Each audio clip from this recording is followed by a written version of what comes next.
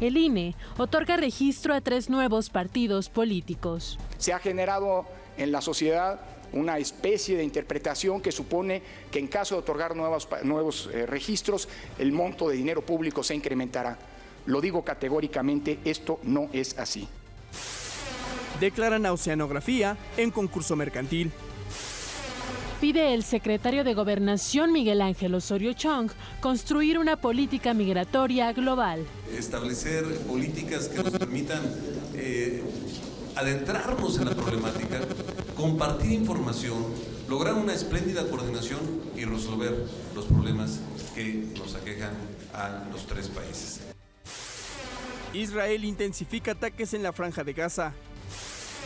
Tiroteo en Houston deja al menos 6 muertos. 7 de la mañana con 1 minuto, bienvenidos al Primer Café, gracias por acompañarnos como todas las mañanas en este día de jueves ya 10 de julio. Raimundo, ¿cómo estás? Muy buenos días, Raimundo Riva Palacio. Muy buenos días. Qué gusto estar contigo en esta mesa en esta mañana. Oye, intenso los combates en Gaza, pero tenemos noticias que son sorprendentes pues en el entorno nacional. Es ya el retiro de la inhabilitación a la empresa Oceanografía, esta empresa que como empresa generaron un quebranto por más de 5,000 millones de pesos a Banamex.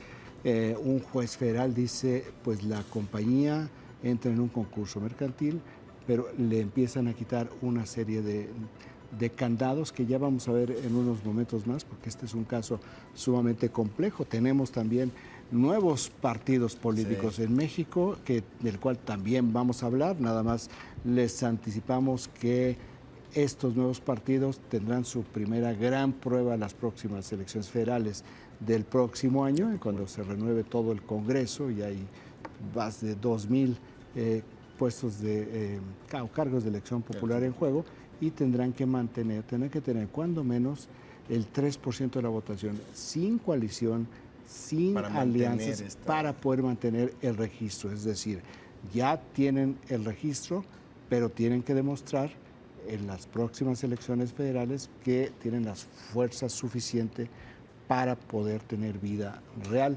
como partidos políticos, que son 2 de los temas que aparecen en el PAI informativo que nos proporciona la agencia Intelite. Con 23% de los impactos es precisamente este tema de oceanografía, que vamos a entrar un poco más al detalle en unos momentos más, porque es muy complejo y hay que explicar muy bien de qué se trata exactamente este fallo, de un juez federal, para que no haya las confusiones que rápidamente se pueden generar.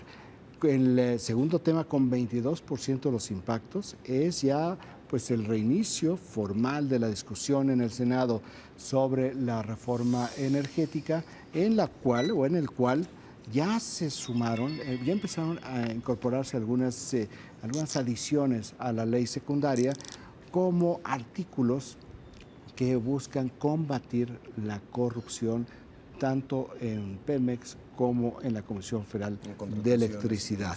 Y hay algo que es sumamente importante, porque parece muy bueno, pero esta es el claroscuro de lo que se piensa como panacea para México.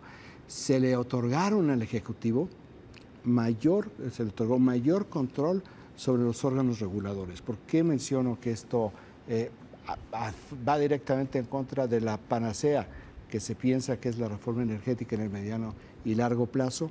Porque los inversionistas observan este tipo de facultades del Ejecutivo con ojos de preocupación.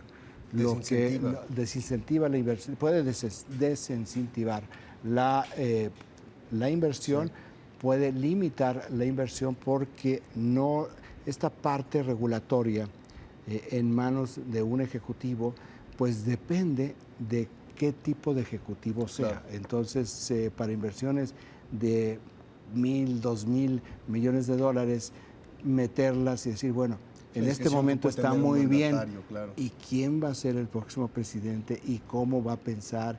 Y va a tener todas las facultades constitucionales para volvernos a relegar este tipo de situaciones que no se ven, que se piensan de una manera muy de buena fe, con una buena intención, al final resulta que se convierten realmente en los problemas torales de una y sobre todo cuando está tan dirigido a las empresas internacionales, a la inversión extranjera que les interesa tanto este tipo de certidumbres. Exactamente. Bueno, eso sí, yo digo el sector privado, pero lo que tú dices es cierto. La certidumbre jurídica, que es una de las críticas que se han venido dando hace mucho tiempo por su falta en México, es lo primero que las empresas internacionales es saber cuál es la certidumbre jurídica para que esto realmente funcione, se cumpla y no utilice y no me la cambien. Pero ahora no es un asunto de certidumbre jurídica, la ley te da la certidumbre jurídica. Aquí es que la ley, al darle estas atribuciones al Ejecutivo, a lo que queda exactamente sujeta es a la discreción y al perfil, a la posición ideológica o a las condiciones coyunturales de un gobierno en el futuro. Cuando son inversiones tan a largo plazo, pues sí la piensan, ¿no? Son de las cosas importantes en el interlineado de la ley energética, que ya pues va a estar un dictamen la próxima semana, se anticipa el mismo lunes, y empezará una larga y muy polar discusión. Sí. Con 21% de los impactos, fíjate, 23, 22 y 21% de los impactos tiene que ver con los nuevos partidos. Vamos a tener más información sobre esto, pero les decimos que anoche el Instituto Nacional Electoral autorizó que Morena, el Frente Humanista y Encuentro Social pasen a ser ya partidos políticos y, como decíamos hace unos momentos, pues entra a su periodo de prueba para poder alcanzar al menos el 3% de la votación para que no les quiten el registro el próximo año. Con 18% de los impactos, otro partido, tiene que ver con el fútbol, sí. ¿Verdad?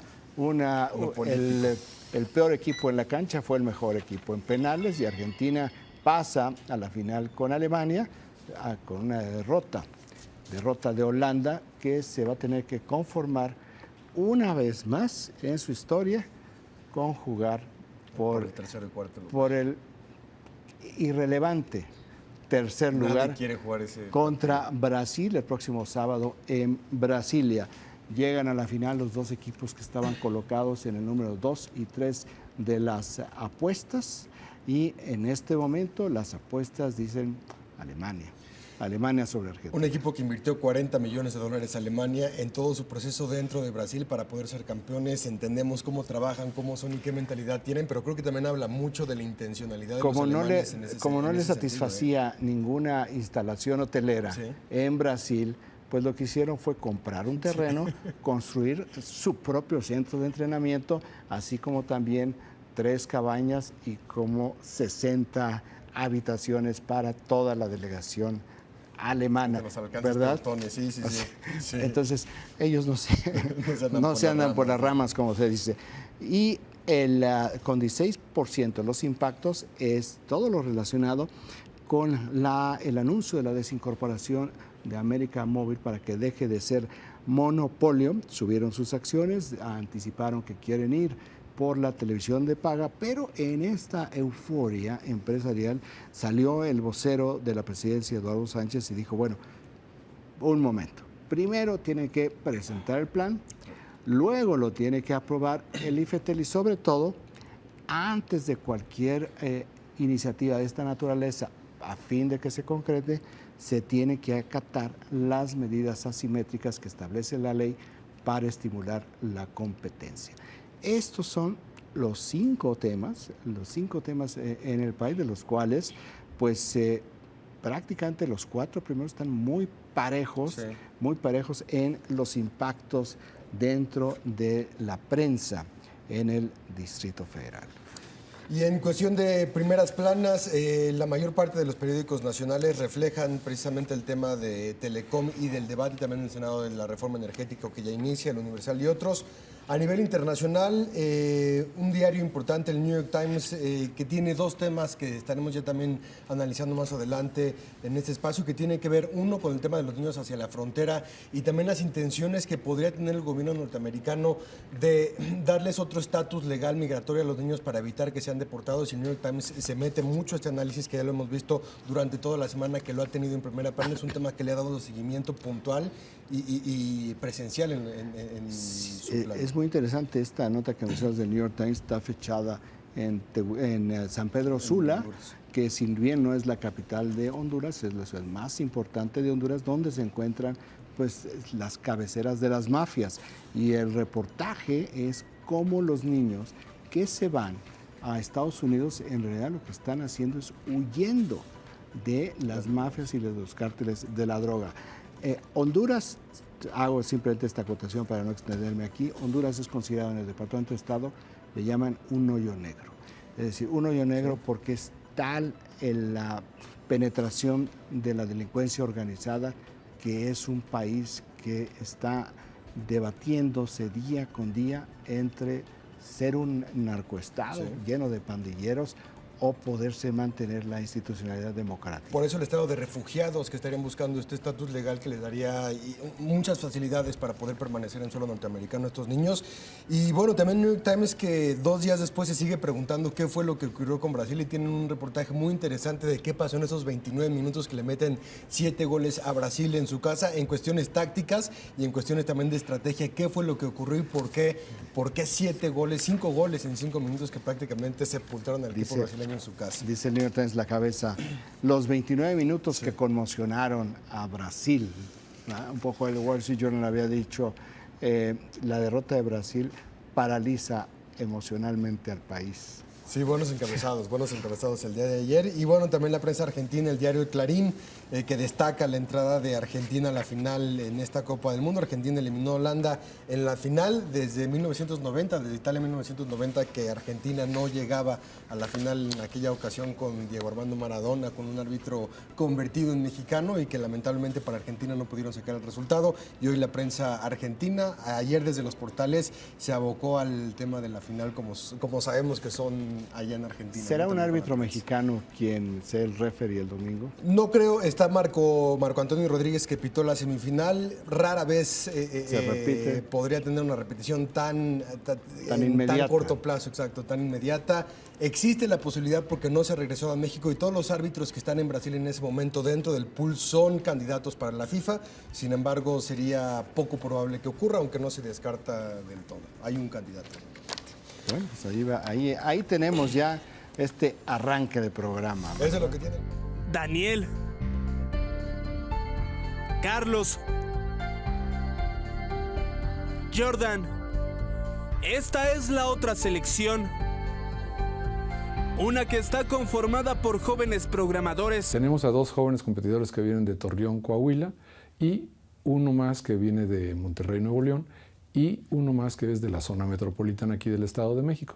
Entonces son los 4 que conforman a la selección mexicana. Ellos representarán a México en la Olimpiada Internacional de Informática, que se celebrará en Taipei, Taiwán, del 13 al 20 de julio. Que en la competencia son 2 exámenes que duran 5 horas y son 3 problemas. Entonces, antes de ir allá, me preparo haciendo exámenes de este tipo. Los jóvenes deben de tener una buena formación en matemáticas, después ser rápidos para teclear en la computadora, tener conocimientos de algoritmos y ser bastante asertivos en la solución de los problemas. Desde 1992, México participa en la Olimpiada de Informática, donde se posiciona entre los 30 y 35 lugares de 80 países participantes. En toda la historia de México en las competencias de Olimpiadas de Informática, hemos tenido ya 11 medallas de bronce y 2 de plata.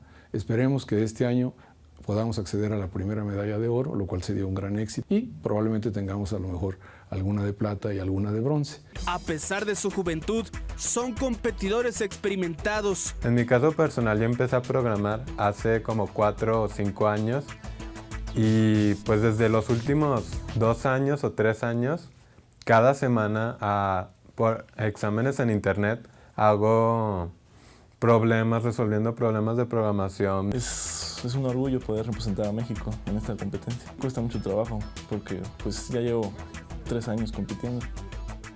Están motivados. Mi meta en esta competencia es mínimo una medalla de plata o incluso colarme a las de oro. Los otros países iberoamericanos compiten más con México y generalmente compite con Argentina, Brasil, países grandes que tienen como que industrias desarrolladas.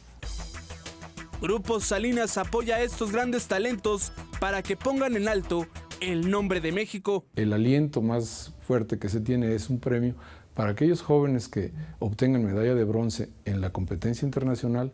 Tenemos un premio de 100,000 pesos que otorga el Grupo Salinas a este joven en efectivo. El que gane medalla de plata tiene un premio de 200,000 pesos en efectivo y el que gane medalla de oro tendría 300,000 pesos en efectivo. Por ahora, tienen fijo un objetivo, pero estas promesas mexicanas ayudarán a aportar a un país mejor. A largo plazo sería, por ejemplo, fundar una compañía en México y hacer que industrias nuevas se desarrollen en México y hacer avances tecnológicos para que eventualmente México crezca como país. Eduardo Ruiz, Proyecto 40.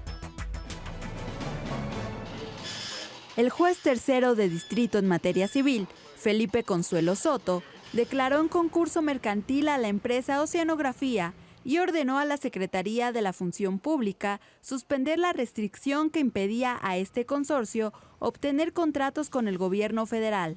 Esta determinación se tomó después de que la autoridad estableciera que durante más de 30 días la compañía no realizó el pago de sus obligaciones a por lo menos 149 acreedores. La sentencia establece que a partir de esta notificación, la empresa tendrá un periodo de 1 año para reestructurarse o de lo contrario será declarada en quiebra. A la empresa Oceanografía se le sigue una investigación por el presunto fraude cometido contra Banamex por casi $500 millones. Regresamos con nuestros analistas a la mesa de El Primer Café. Para poder entender este fallo, ¿no? Hay que separar lo que es la investigación de la PGR con lo que fue esta decisión del juez federal. Uno de los problemas que se tuvieron en el momento en que se inhabilita a Oceanografía en febrero es que es una empresa de más de 8,000 trabajadores en Ciudad del Carmen, en Campeche, con una importante flota marítima que tenía contratos con Pemex, que Pemex la necesita como necesita otro tipo de empresas para el movimiento de petróleo, para trabajos de mantenimiento y operaciones de cubierta, claro, en la zona de Campeche, en otras zonas petroleras, y al ser inhabilitada la toma el Sistema de Administración y Enajenación de Bienes de la Secretaría de Hacienda, que no sabe, por definición, administrar nóminas ni administrar buques petroleros, porque eso corresponde a áreas que no están dentro de su competencia. Resguarda los activos, sí, no vienen los barcos y dice, bueno, lo pongo a licitación el Osa Goliat, el precio empieza en subasta, el precio empieza en $180 millones. Sí, así que saca tu dinero, Juan Pablo, y éntrale por el Osa Goliat, que es probablemente uno de los 3 buques petroleros que dan servicio más importante del mundo. Sí. Entonces, al quitarle esta inhabilitación a Oceanografía y declararla en concurso mercantil, lo que tiene que hacer la empresa, como está explicado, es hacer la reestructura de todas sus deudas, que van más allá de 10,000 millones de pesos, para poner nuevamente la empresa a funcionar, que los trabajadores ya no sean no una carga, porque el gobierno, el Pemex, tuvieron que intervenir para que 8,000 personas que se fueran a la calle, sí, simplemente por un quebranto que no tiene nada que ver con ellos. Entonces viene toda esta parte de la reestructuración, le dan 1 año para que se reestructure, y lo que probablemente vamos a ver a lo largo de este año es que Oceanografía como empresa se parta en varios dueños. O sea, no sé si dentro de un año y medio, va a existir la marca Oceanografía, pero lo que sí estoy absolutamente convencido es que la marca Oceanografía, si persiste, no va a tener el tamaño que tiene hoy. Ahora, y el caso Banamex, ¿no? Que es entonces, esta es la parte del concurso mercantil. Esto significa que se acabó ya la investigación sobre Oceanografía o que su dueño, Amado Yáñez Osuna, esté ya exonerado de la investigación penal que sigue la PGR. No, son dos cosas que corren en paralelo, que son independientes una de otra. En el caso de la investigación federal que maneja la PGR y que también ha intervenido ya la Comisión Nacional Bancaria de Valores, cuyo presidente Jaime González Aguade estuvo presente ayer en el Senado hablando con los legisladores que pertenecen a la comisión sobre el caso de Oceanografía. Las afectaciones que haya podido tener o no. Pero realmente no les dio mayor información porque, dices tú, esta es una investigación en curso. Lo que tiene la Comisión Nacional Bancaria de Valores es prácticamente listo ya su dictamen, donde esto sí lo anticipó González Aguade, donde refleja fallas importantes en los controles internos de Banamex. Es decir, durante todo el periodo de operación de Oceanografía a través de la obtención o para la obtención de las líneas de crédito y el factoraje. Con documentación falsa y con documentación federal falsa. Ahí, ahorita nos metemos esa parte. Ok, es la tercera parte. Que es lo que tiene que ver ya con la investigación penal. Pero digamos aquí, en términos de órganos de control interno, dicen, bueno, Banamex no tuvo el rigor para poder estar vigilando continuamente a Oceanografía, pese a que, y esta es una afirmación de la Comisión Nacional Bancaria de Valores, era considerado Oceanografía desde hace ya pues aproximadamente 4 años un factor de riesgo en términos financieros. Bueno, pues estos señalamientos que hubo dentro del propio Banamex, dentro de las y Citi, aquí es muy importante Citi, y por eso digo que es muy complejo. Banamex es un banco que es propiedad del grupo de Citigroup en Estados Unidos, le llamamos Citi. Están divididas las operaciones en México en dos áreas. Una que está bajo el control total de Banamex y otro que está bajo el control de Citi, inclusive en México. El caso de Oceanografía lo veían las dos áreas. Este es uno de los puntos que establece la Comisión Nacional Bancaria de Valores, que la complejidad en el trato de Oceanografía dentro del propio banco, pues ayudó, aquí sí podríamos decir de manera muy involuntaria, a que fuera más difícil el control sobre lo que estaba sucediendo. Ahora, la cuenta de Oceanografía era directa de lo que se le llama en Banamex el Channel Finance, que es factoraje. Es el área de factoraje de Banamex que prácticamente no existía en el 2008 hasta que Oceanografía entró a ser su cliente y se convirtió el factoraje en un bombón de utilidades. Más empresas vinculadas con Pemex entraron a las líneas de factoraje de Banamex, y en Banamex pues se alegraron mucho en Citi, no en Banamex, en Citi. Vieron esta gran oportunidad de negocio porque en ese momento la industria petrolera en México estaba yéndose más al área de servicios y de mantenimiento, y entonces muchas empresas entraron y había muchos contratos. Y si te abrió canales. Entonces, en el área de servicios, entonces lo que hacía este factoraje es que te daba la liquidez. Bueno, esta parte de Citi y esta parte de Banamex es muy criticada en términos de relajamiento de los controles internos que llevaron a este quebranto. Dice el presidente de la Comisión Nacional Bancaria de Valores que va a haber consecuencias penales contra ejecutivos de Banamex. Le podemos decir claramente, hay 3 órdenes de aprehensión en contra de ejecutivos de Banamex a nivel director hacia abajo. No hay ninguna orden de aprehensión hasta este momento hacia directores generales o hacia arriba. También le podemos decir que la PGR pues ha llamado a declarar a más de 30 ejecutivos de diferentes niveles de Banamex, y de acuerdo con el corredor o el dictamen de la Comisión Nacional Bancaria y de Valores, puede haber cuando menos de 2 a 3 solicitudes de órdenes de aprehensión contra ejecutivos de Banamex que no están todavía, que todavía no tienen esta orden de aprehensión. Entonces, como dice el procurador Jesús Murillo Caram, pues aquí es un asunto que tiene que ver con Banamex de manera muy importante. Lo que estamos viendo con este concurso mercantil, con esta afirmación del presidente de la Comisión Nacional Bancaria de Valores, es que para allá va la investigación, que no significa tampoco que en la parte de la empresa Oceanografía no haya responsables.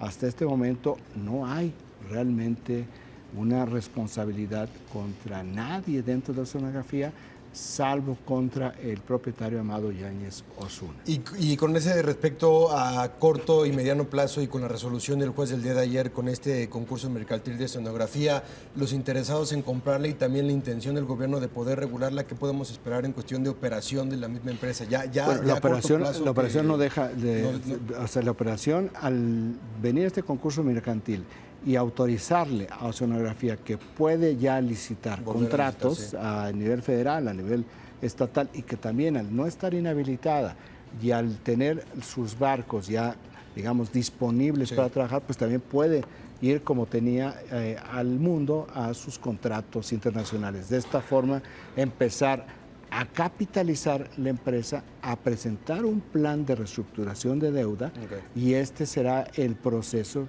que nos lleve a dentro de un año para que el juez determine si la declara en quiebra o simplemente lo que vamos a tener es una nueva oceanografía, que también en esta parte de la reestructuración se puede dar el caso de que se empiece a vender por partes, ¿verdad? Pero dentro de este plan de reestructuración de deuda que se tiene que ajustar en términos financieros al rescate de la empresa, más allá de quién quede al final como principal accionista de la empresa. Pues ahí está, le queda todavía mucho a este tema de oceanografía. Vamos con otro tema. Es oficial que ya hay 3 nuevos partidos políticos en el país.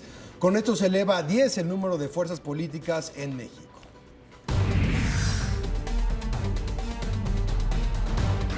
El Instituto Nacional Electoral avaló el registro de 3 nuevos partidos políticos: Movimiento de Regeneración Nacional, Partido Humanista y Partido Encuentro Social. El presidente del INE, Lorenzo Córdoba, dijo que estas nuevas fuerzas políticas no van a representar recursos adicionales, ya que los 4,000 millones de pesos que este año recibirán los otros 7 partidos políticos se dividirán en 10 partes.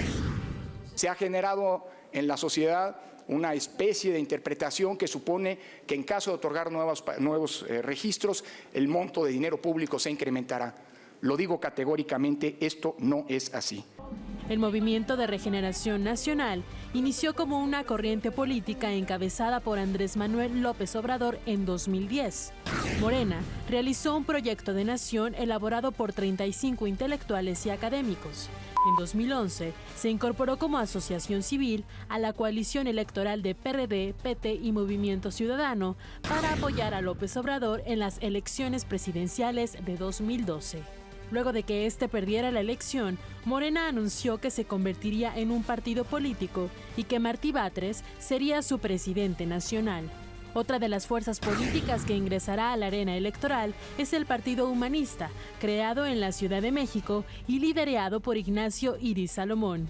Su objetivo es promover la participación del pueblo en la vida democrática, contribuir a la integración de la representación nacional y hacer posible a todo ciudadano el acceso al poder público.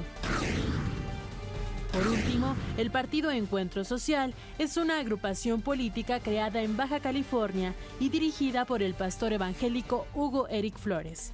se considera como el partido de la familia y centra sus objetivos en el desarrollo social, la libertad de conciencia y religiosa. Además, sustenta sus principios en la verdad, la lealtad, el respeto mutuo y el Estado de Derecho. Por lo tanto, los 10 partidos políticos nacionales que participarán en las elecciones de 2015 son el PRI, PAN, PRD, PT y Nueva Alianza, así como el Verde Ecologista de México, Movimiento Ciudadano, Morena, Partido Encuentro Social y Partido Humanista. Regresamos con nuestros analistas a la mesa de El Primer Café. Oye, es interesante la forma en la cual se están desdoblando pues, los nuevos partidos. Y lo otro es, porque es quiénes están atrás de los partidos. Exacto. Porque también muchas veces dice uno, nuevo partido, pues ¿cómo se organiza un nuevo partido? Tú y yo nos juntamos, sumamos 500,000 de firmas y nos dan un partido.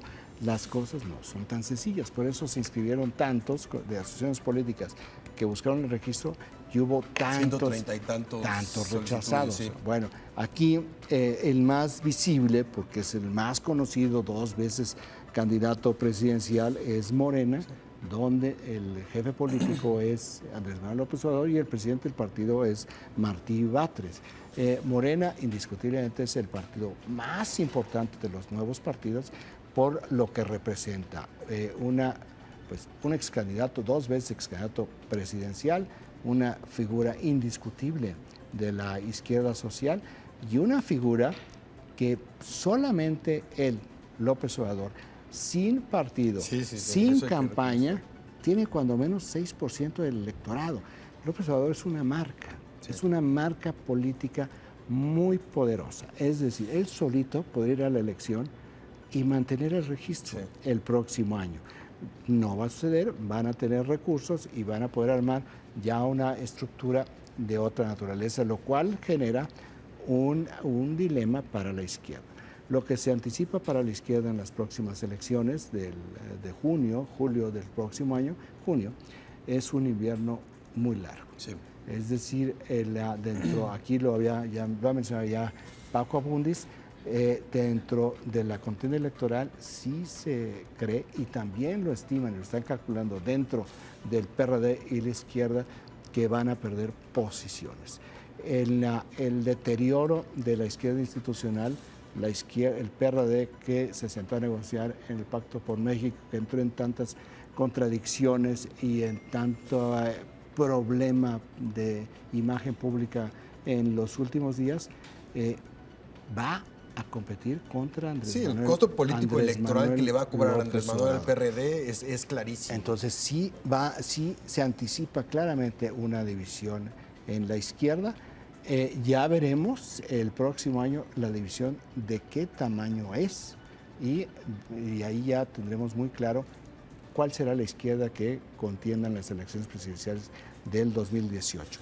Pero hay otras 2 personas que encabezan las otras 2 agrupaciones ya, partidos, que no salieron simplemente de una organización vecinal para formar un partido, sino que tienen una experiencia política de varios años. Uno es el que será el presidente del Partido Humanista, que es Ignacio Iris Salomón, que él fue dirigente de la Confederación Nacional Campesina, que está afiliada al PRI y que creó a mediados de la década pasada el Partido Alternativa Socialdemócrata, que llevó que tuvo en Patricia Mercado su candidata presidencial.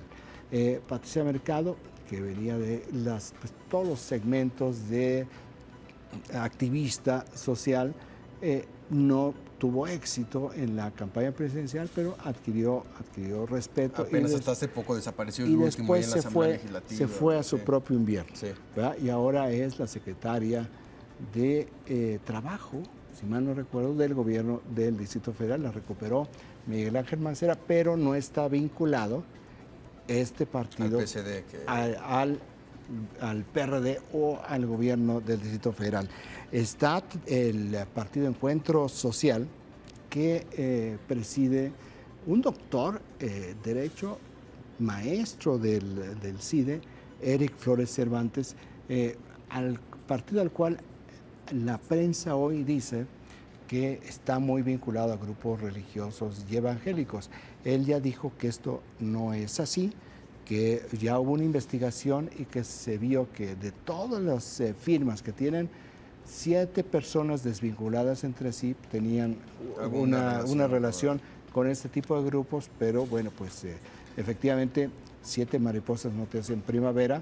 Ninguno de estos dos podrá tener el mismo efecto que Morena en la izquierda, con el PAN o con la derecha o con algún otro partido político en el sentido electoral o de poder tener alguna capacidad de poder. En este momento es una incógnita. Es una incógnita porque, por ejemplo, Encuentro Social, o más bien Eric Flores, él trabajó en la Secretaría de Gobierno, dentro de la Secretaría General de Gobierno del Distrito Federal cuando Marcelo Ebrard era jefe de gobierno del Distrito Federal. ¿Esto significa que responden los intereses de Marcelo Ebrard? No.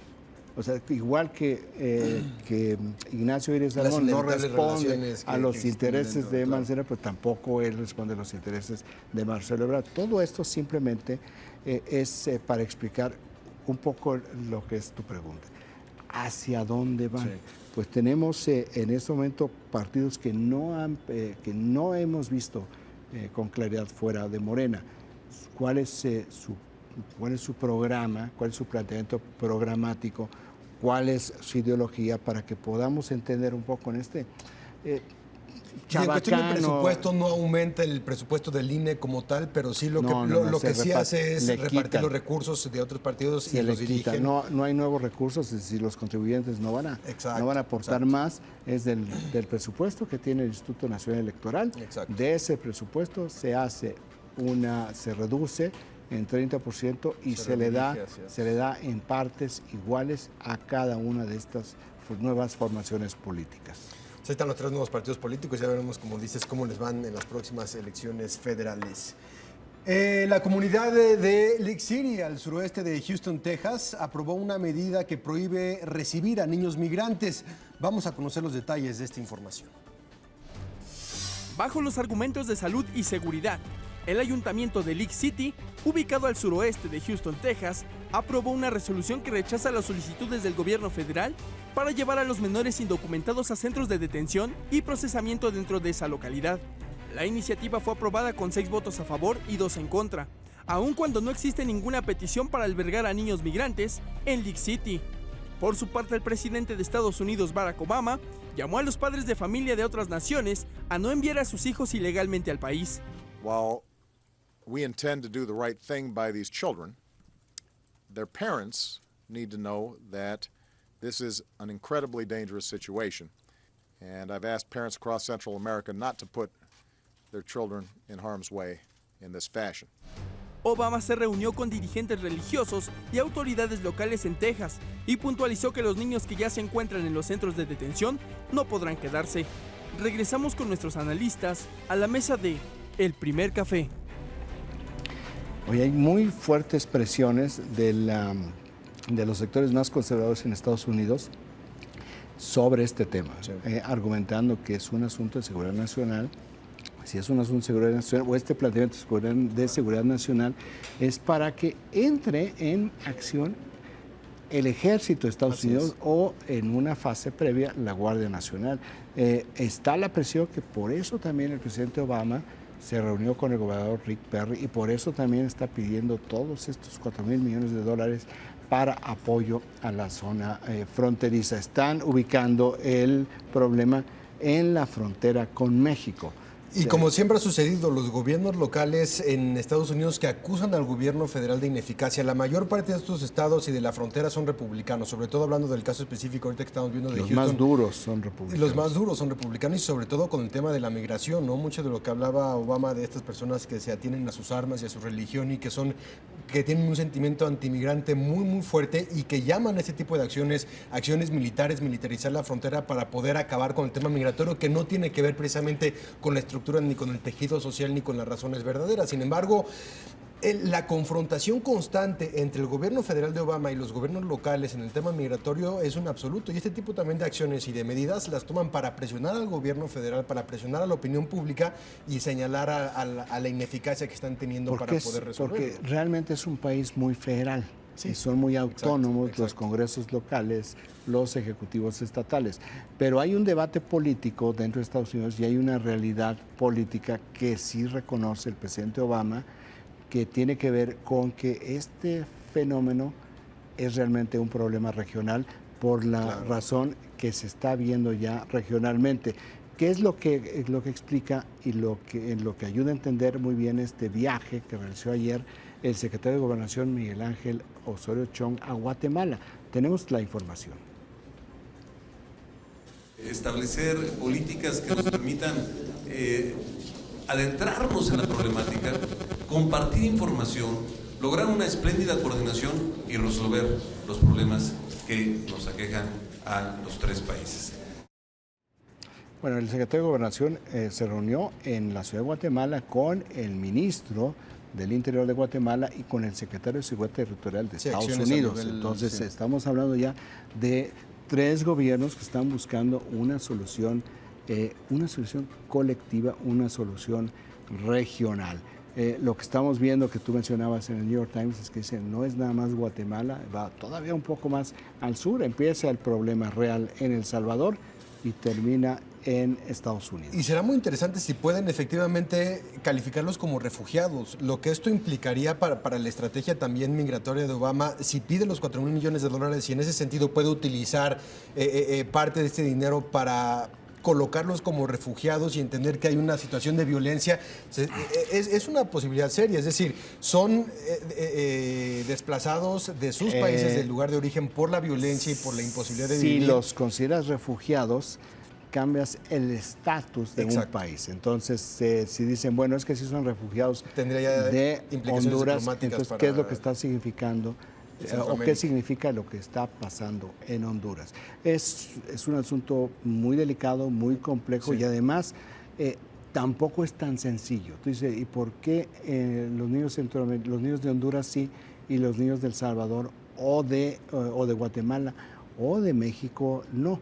Y el problema empieza a verse ya, se empieza a desdoblarse y empieza ya a verse de manera como de segmento. Como por ejemplo, tenemos un reportaje sobre las niñas que son víctimas y actores de este fenómeno. Veámoslo.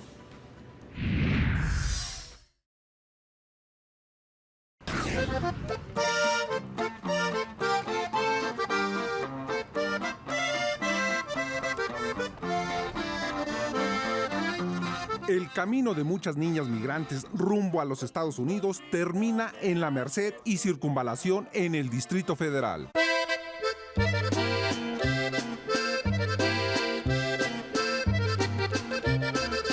Aquí son enganchadas por lenones profesionales. Susana llegó de Honduras hace 4 años.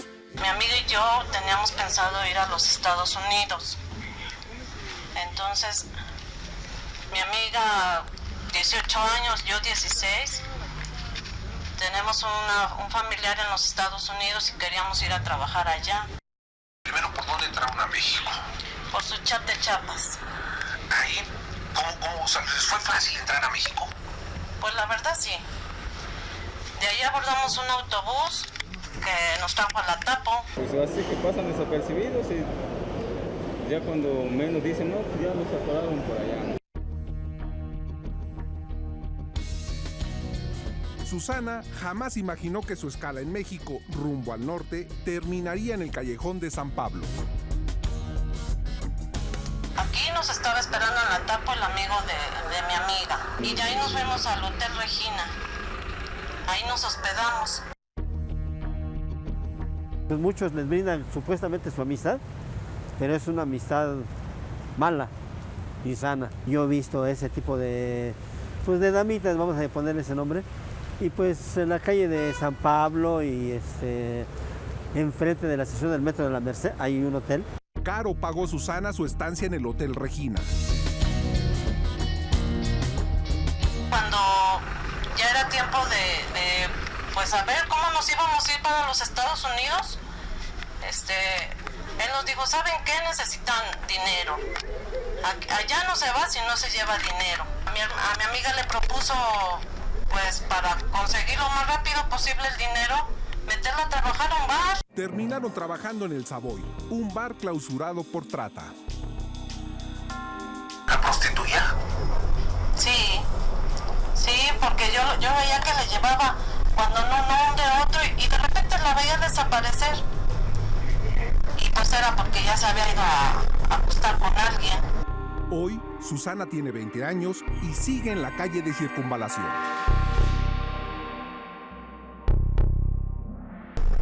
Ahí estamos concentrados no solamente de Honduras, donde yo soy, hay también de Guatemala. ¿Por qué no sigues tu camino?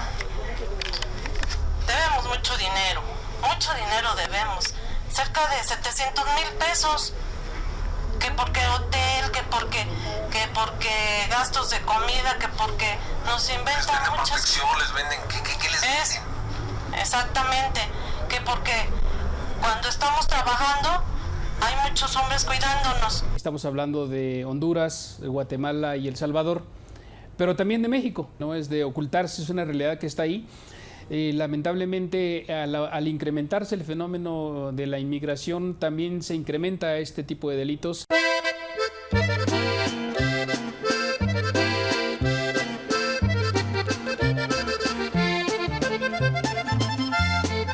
De acuerdo con el Instituto Nacional de Migración, el 52% de los migrantes que intentan llegar a los Estados Unidos son menores de edad. Muchos no llegan a la frontera como Susana. Regresamos con nuestros analistas a la mesa de El Primer Café. Una cosa es el paso y otra cosa es la frontera, ¿no? Que digo, es parte de todo el mismo trayecto y las historias que... Parte de toda esta red compleja, muy vieja y que también que es la gran preocupación de México desde hace un buen tiempo, la frontera sur. Hace muchos años, ya tantos que no recuerdo, la frontera sur es considerada un asunto de seguridad nacional y pese a todo realmente no se ha hecho nada. Durante muchísimo tiempo no se ha hecho nada, durante muchísimo tiempo en la frontera sur. Cuando tú estás en Guatemala, tú puedes cruzar perfectamente a México sin mayor problema en zonas muy complicadas. Mira, hay una parte en el norte de Guatemala, en el área de Petén, donde está Tikal, que es una gran zona arqueológica maya, donde pasando Tikal vas por la carretera es de doble sentido, es chica y de repente se abre en 4 carriles de concreto durante 3 kilómetros. ¿Qué es eso? Esas son pistas de aterrizaje del narcotráfico. Y te sigues por esa carretera y llegas a México, llegas a partes que son inhóspitas, realmente alejadas en la frontera mexicana, o vas más abajo por donde está Benemérito Juárez, donde hasta hace muy poco tiempo tú cruzabas la frontera y lo que ibas caminando al entrar a México, no se sabía dónde era México y dónde era Guatemala, pero había como unas casuchas una tras otra con gallinas y animales ahí en la calle llena de tierra, o la calle y tierra de no pavimentado, pero atrás de estas casuchas tú puedes adquirir lo que quisieras: droga, armas, todas las AK-47, resultado de todas las AK-47, los cuernos de chivo que fueron enviadas a Centroamérica durante las guerras, que te costaba una AK-47, no una gran AK-47, pero te cuesta 8,000 pesos. Entonces tú ahí podías conseguir nada.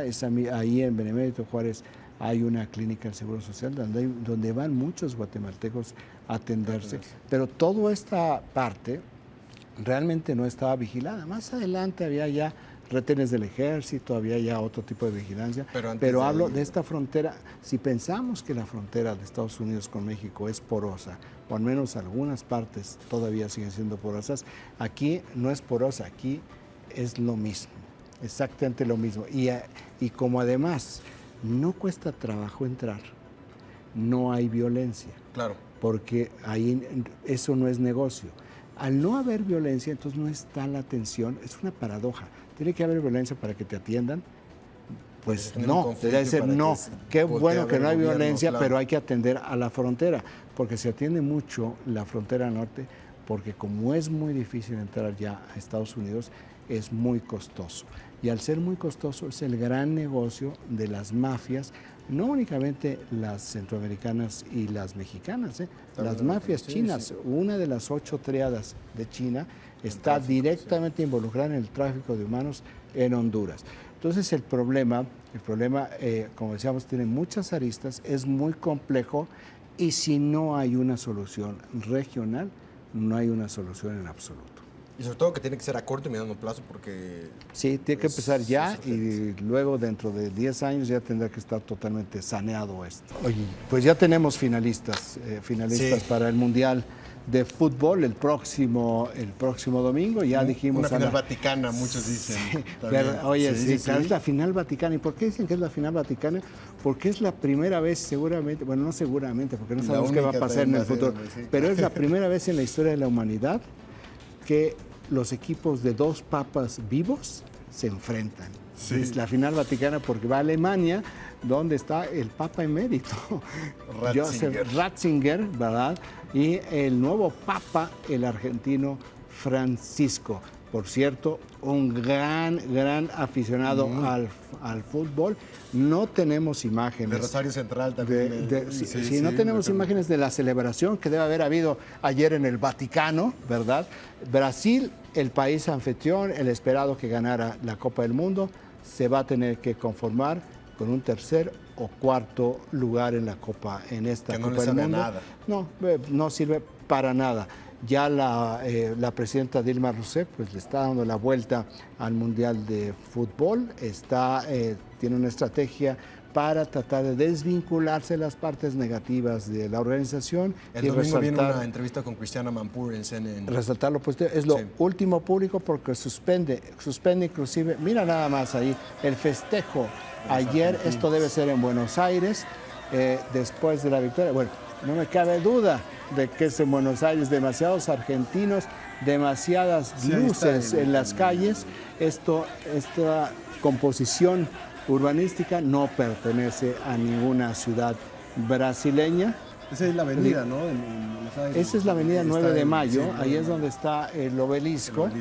Esa avenida pues conecta con la Casa Rosada, que es la casa de gobierno, y conecta en el otro extremo de la avenida con la Embajada de Francia, que nunca le quiso vender a Juan Domingo Perón el espacio para que continuara la avenida, se corta abruptamente. Lo que puede significar para Cristina Fernández también en ese sentido un triunfo de Argentina, y lo que decíamos, el tema del Papa, y lo que significa para Brasil el hecho de haber gastado $20,000 millones y posiblemente perderlo ante el rival más odiado futbolísticamente de los brasileños, que es Argentina. Es oxígeno político efímero, sí, pero oxígeno político en este caso para Cristina Fernández pues le ha ayudado muchísimo, la gente se ha olvidado de ella.